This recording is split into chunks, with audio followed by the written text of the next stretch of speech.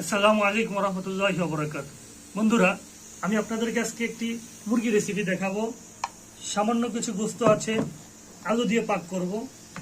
আমি পেঁয়াজ, রসুন, আদা, কাঁচামরিচ সবগুলো চুলায় দিয়ে দিয়েছি।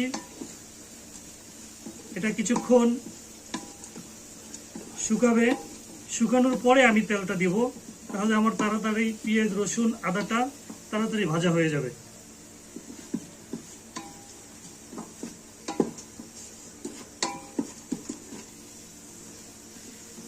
প্রথমে পেঁয়াজটা, আদা, রসুন এগুলোর যদি আগে একটু তেল দেওয়ার আগে নেড়ে নেওয়া হয়, তাহলে তাড়াতাড়ি তেল দেওয়ার সাথে সাথে এটা ভাজা ভাজা হয়ে যাবে।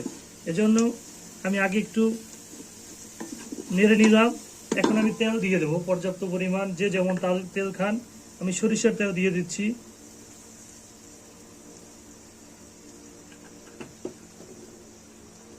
তেল দেওয়ার পরে আমি পর্যাপ্ত পরিমাণ লবণ দিয়ে দেব। লবণ দিয়ে দিচ্ছি। তারপরে কিছু সময় নাড়াচাড়া করব। নাড়াচাড়া করার পরে যখন পেঁয়াজটা ভাজা হয়ে যাবে, তখন আমি অন্য মশলা দিব। বন্ধুরা, আমার পেঁয়াজটা ভাজা হয়ে গিয়েছে। এখন আমি এর সাথে মরিচের গুঁড়ো, হলুদের গুঁড়ো দিয়ে দিব। আমি দিয়ে দিচ্ছি পর্যাপ্ত পরিমাণ মরিচের গুঁড়া। যে যেমন মরিচ খান সেভাবে মরিচ দিবেন। এখন দিয়ে দিচ্ছি হলুদের গুঁড়া। কিছু সময় নাড়াচাড়া করার পরে আমি পানি দেওয়ার আগে আমার গোস্তগুলোকে দিয়ে দিব।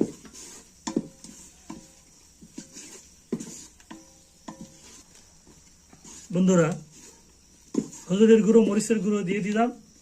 এখন আমি এর সাথে আমার গোস্তগুলোকে অ্যাড করে নেব। পানি দেওয়ার আগে আমি গোস্তগুলোকে নাড়াচাড়া করে এটাকে কষিয়ে নেব। সুন্দর করে কষাতে হবে।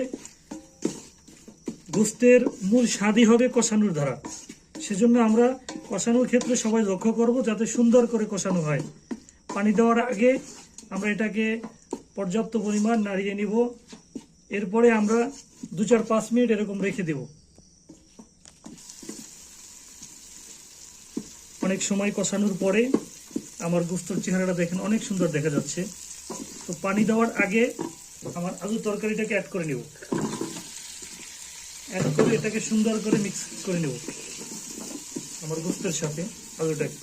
পানি দেওয়ার আগে আমরা অনেক সময় পানিটা আগে দিয়ে ফেলি, যার কারণে গোস্তের স্বাদটা কমে যায়।